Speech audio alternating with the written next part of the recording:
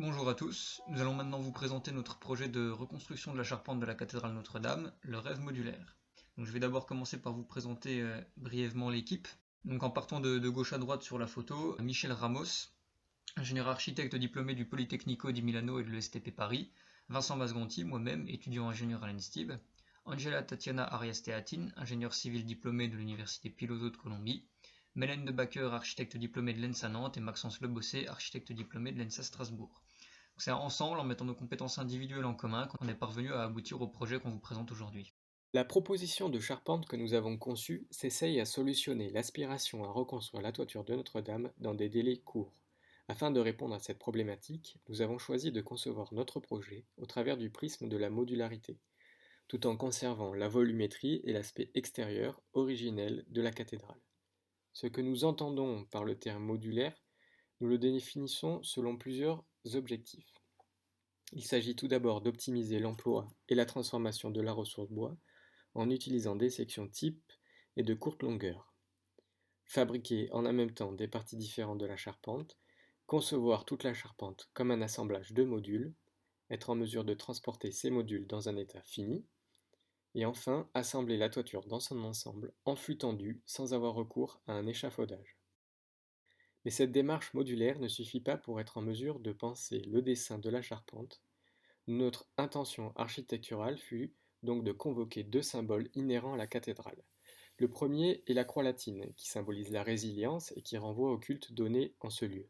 Le second symbole dont nous faisons usage est celui de la forêt, comme pour faire perdurer éternellement le nom si bien porté par la précédente charpente. Ici, vous voyez illustrer le dessin d'un module dit de ferme. On retrouve dans la composition formelle de la charpente ce jeu d'assemblage des symboles qui donne sa forme et sa matérialité à ce que seront nos modules. À sa façon, le projet replante la forêt qui vient couvrir la cathédrale, ainsi qu'un vaste espace déambulatoire. Vous pouvez voir ici la manière dont nous avons partitionné la charpente dans son ensemble. Chaque partie, nef, transept et croisée, chœur et abside, ainsi que la flèche, sont composées d'un ensemble de modules. Chaque module correspond à une travée dans le cas des parties nef, chœur et transept, où il forme une sous-partie dans la croisée, l'abside et la flèche. Enfin, chacun de ces modules sont eux-mêmes subdivisés en sous-modules afin, comme nous le verrons par la suite, de pouvoir être transportables par voie fluviale et aérienne lors du chantier. L'ensemble des modules sont disposés sur un maillage de portiques et de pannes. Ce maillage permet d'articuler l'orthogonalité de nos modules avec la singularité des murs de la cathédrale. Chaque portique permet de soulager les murs gouttereaux en reportant les charges à l'aplomb de ces derniers. Les pannes assurent l'équerrage et donnent sa planéité à l'ensemble. Elles permettent aussi l'ancrage des modules sur les portiques.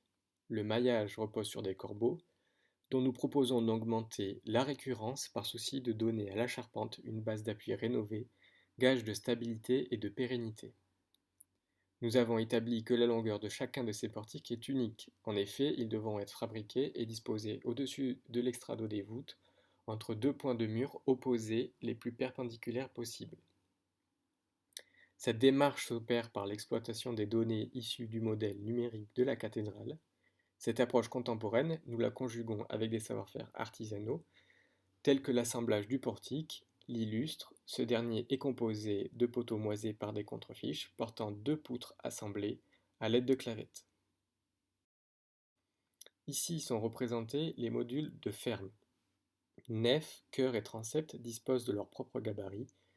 Ils reprennent la hauteur du faîtage préexistant, mais la largeur de leur base, la longueur de l'entrée en somme, suit l'écartement des murs gouttereaux.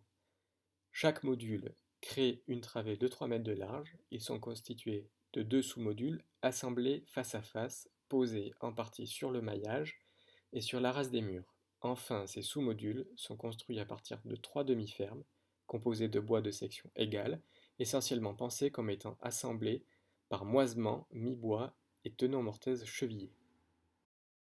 Pour continuer, on va parler des modules de l'abside. Nous avons réfléchi à deux modules. Le premier module, en forme de demi-cône, et le deuxième, le lien entre l'abside et le module fer du corps. Ce lien va aider au contrebandement et au renversement du module de l'abside.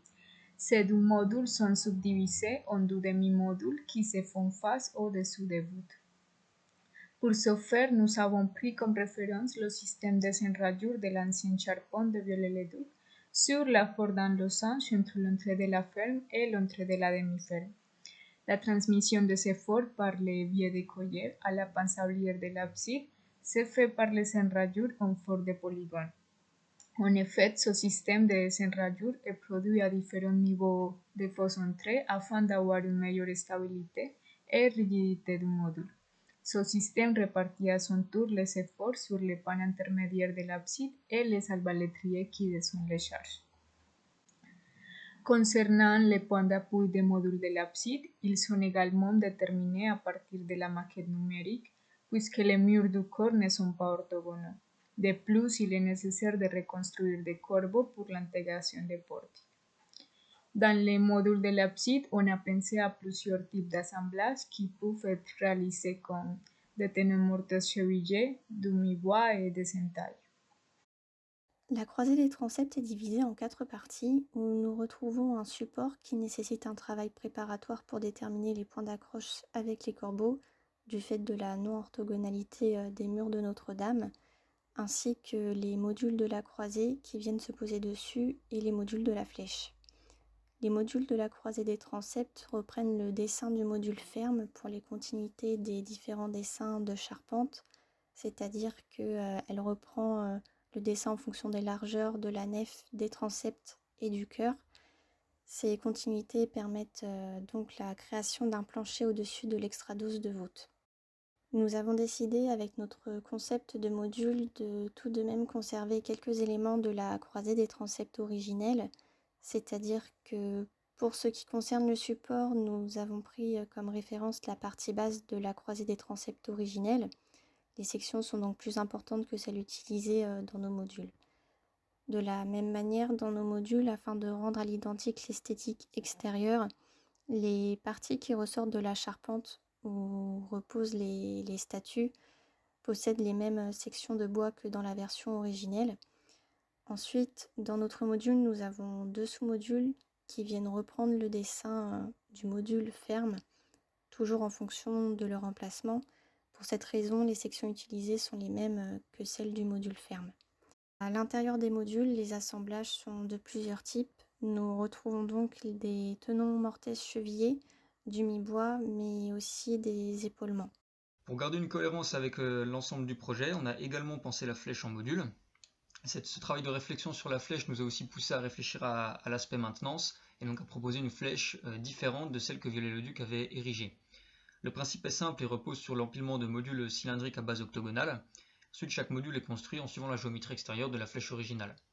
Le découpage des modules s'est fait assez naturellement en suivant les plateformes et les bases qui étaient présentes sur l'ancienne flèche. Et donc on aura 10 modules qui vont constituer la structure totale de la flèche. Ça va aussi permettre sur chaque module de retrouver les ouvertures et les ornements de chaque partie qui seront obtenus grâce à une surstructure. Entièrement en chaîne, donc la particularité de la flèche autre que la modularité, c'est également la présence de l'escalier donc pour la maintenance. Et donc ça va amener 2 typologies de modules différentes qu'on va voir maintenant. Donc on voit ici les détails des 2 typologies de modules. Donc on voit d'abord le module escalier. Donc celui-là il est présent dans les 3 premiers modules de la flèche.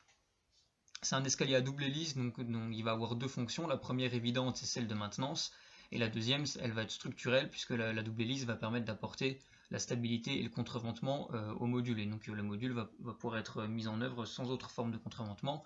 Ça nous permet d'amener notre escalier assez élégamment dans la flèche.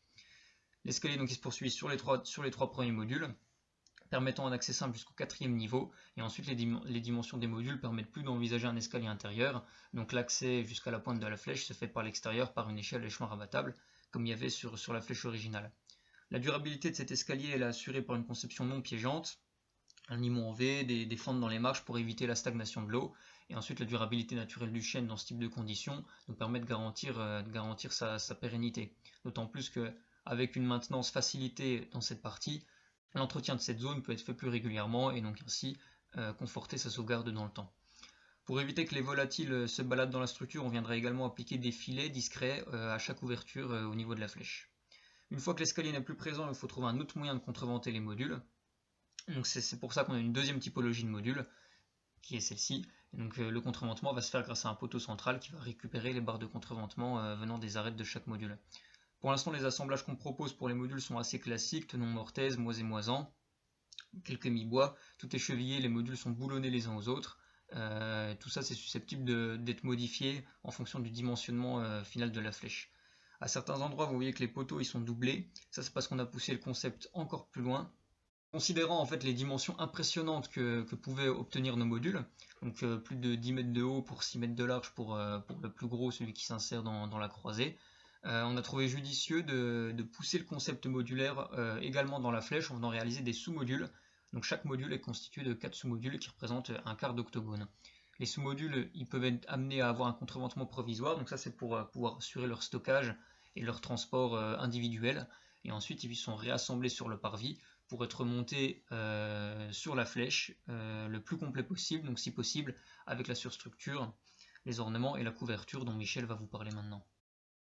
Pour la couverture, nous avons choisi d'opter pour l'alliage zinc-titane, permettant ainsi d'améliorer sa durabilité mais aussi sa malléabilité. Selon notre étude, l'emploi du plomb pour couvrir la cathédrale de Notre-Dame de Paris n'est plus une solution aussi pertinente qu'elle a pu l'être au cours de l'époque médiévale. Le zinc-titane est quant à lui un matériau tout à fait contemporain auquel est associé un savoir-faire parfaitement maîtrisé, autant par des industriels que par des artisans. Son emploi est aujourd'hui courant jusque dans les projets architecturaux les plus prestigieux. Le premier argument qui favorise l'emploi du zinc-titane contre celui du plomb est la toxicité. Le zinc présent naturellement dans notre alimentation a un impact moindre et n'est dangereux que dès lors qu'il est présent en très grande quantité. Les aspects du plomb et du zinc sont très similaires, d'un gris clair tirant vers le blanc par temps sec et au soleil, plus sombre par temps humide. Notre choix de zinc-titane réside aussi par la capacité de ce matériau à pouvoir être moulé avec une grande précision, garantissant ainsi la reconstitution de toutes les gargouilles et de toutes les modénatures ainsi que les lucarnes présentes sur les pans de la toiture. La liberté de conception offerte par l'usage du zinc-titane nous permet de reproduire la crête comme Viollet-le-Duc l'a imaginé, qui se traduit par une tige de fer qui s'insère à l'intérieur de la moulure en plomb et la pénètre dans toute sa longueur pour ensuite venir se fixer au faîtage. Nous avons repris ce même système pour la nouvelle crête en zinc-titane. Mais afin d'éviter tout problème de corrosion, le tige n'est plus en fer mais en acier inoxydable. Le choix est de mettre des matériaux de qualité car il est difficile d'accès pour la maintenance. Il est nécessaire alors d'avoir des matériaux résistants dans le temps. Cette nouvelle crête est donc fixée au faîtage grâce à une tige boulonnée qui parcourt toute la moulure pour lui donner de la rigidité. Et à cela, on ajoute des accroches de chaque côté du faîtage au niveau du voligeage. Nous éliminons toute possibilité d'infiltration d'eau via ces fixations grâce à un recouvrement à l'aide d'une feuille de zinc-titane qui permet de garantir une continuité de la couverture comme on peut le voir ici dans le détail du faîtage. En ce qui concerne le chaînon, nous avons décidé de prendre une solution classique, également en zinc-titane. La dernière ligne de feuilles de zinc-titane vient recouvrir une pièce plus épaisse afin de servir de support pour le fond de chaînon, fait à l'aide de 2 lattes de bois posées sur des cales en bois, permettant ainsi de créer la pente nécessaire au bon écoulement de l'eau. Pour couvrir la flèche, le chêne étant incompatible avec une couverture en zinc, c'est en sapin que sera réalisée la surstructure qui servira à accueillir les arches et les ornements. On installe alors une surstructure où l'on vient fixer le voligeage en sapin, puis on pose la couverture en tuile ainsi que les moulures en zinc-titane pour redonner à la flèche son aspect originel. Pour la prévention incendie, nous avons pris comme référence le système de sécurité de la cathédrale Notre-Dame de Strasbourg et la cathédrale Saint-Pierre à Rennes. Nous envisageons la création de compartiments avec 6 fers couffous de résistance 240. Dans l'image à gauche, on peut observer la composition de ces parois.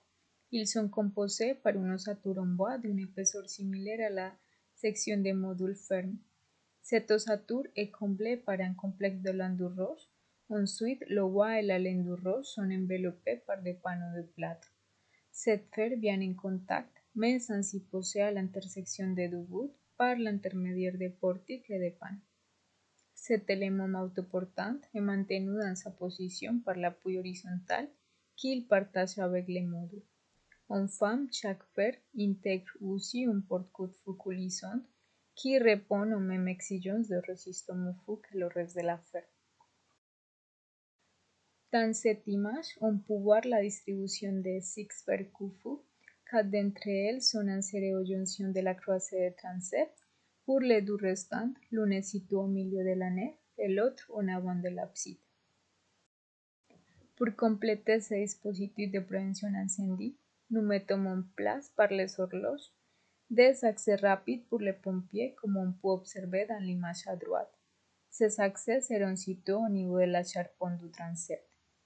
Pour compléter ce système, il y aura des colonnes sèches qui traversent les différents modules dans la charpente. Au centre de la croisée de transept, la colonne pourrait monter dans la flèche pour répondre à ce qui s'est produit lors de l'incendie l'année dernière. Nous privilégions aussi l'emploi de détecteurs dits combinés ou multicapteurs qui permet d'identifier la présence d'un départ de feu dès les premières émissions de fumée. Nous proposons également l'installation des extincteurs d'un module sur 3, ce qui permet à l'opérateur de pouvoir réagir avant l'arrivée des pompiers. La conception modulaire nous permet une grande liberté dans le processus de mise en œuvre. Nous avons donc pensé à 3 scénarios. Dans le premier scénario, le scénario unitaire, toutes les pièces sont préfabriquées et transportées telles quelles pour être stockées sur le parvis. Dès lors que les pièces se situent dans un espace hors d'eau, tout le montage et les assemblages des demi-modules se font sur place. Il s'agit alors d'un travail à la chaîne pour construire les portiques, puis les fermes et ensuite les demi-modules. Alors, après réfection de la maçonnerie, ils peuvent être levés par une grue pour être positionnés selon leur emplacement de référence. Ici, ce scénario permet de pouvoir aller chercher la ressource de bois dans un périmètre plus large, étant donné que les demi-modules sont entièrement décomposés. Dans le deuxième scénario, l'ensemble des portiques, des pannes et des demi-fermes sont acheminés par voie fluviale pour ensuite être placés sur le parvis. De là, l'assemblage des demi-fermes pour créer les demi-modules se fait sous un espace hors d'eau et la levée des éléments se fait comme dans le précédent scénario. Alors ici, ce scénario il privilégie le fait que les péniches sont chargées de plein et également qu'il y a une bonne maîtrise de la construction des modules. Pour finir, le troisième scénario qui est un scénario 3D, l'ensemble des portiques et des pannes sont acheminés par voie fluviale et levés par une grue pour être positionnés selon leur emplacement de référence. Les portiques et les pannes sont assemblés successivement de l'extérieur des volumes vers la croisée des transepts et une fois que 2 modules sont assemblés, le voligeage supérieur peut être posé et ensuite vient la couverture. Alors ce scénario, il ne nécessite que d'un espace de manutention et de stationnement nécessaire au déchargement des bateaux, ce qui est quelque chose de très intéressant. La modularité, c'est avec ce concept qui a introduit notre projet que nous allons conclure. Né de l'architecture moderne et souvent uniquement associé à la standardisation industrielle, le module est avant tout l'aboutissement de recherche et d'une manufacture de précision. Il permet, comme nous l'avons montré, de s'adapter avec rapidité et justesse à un chantier, celui du siècle comme on l'a souvent entendu dire, né d'un cauchemar, pour finalement nourrir les rêves.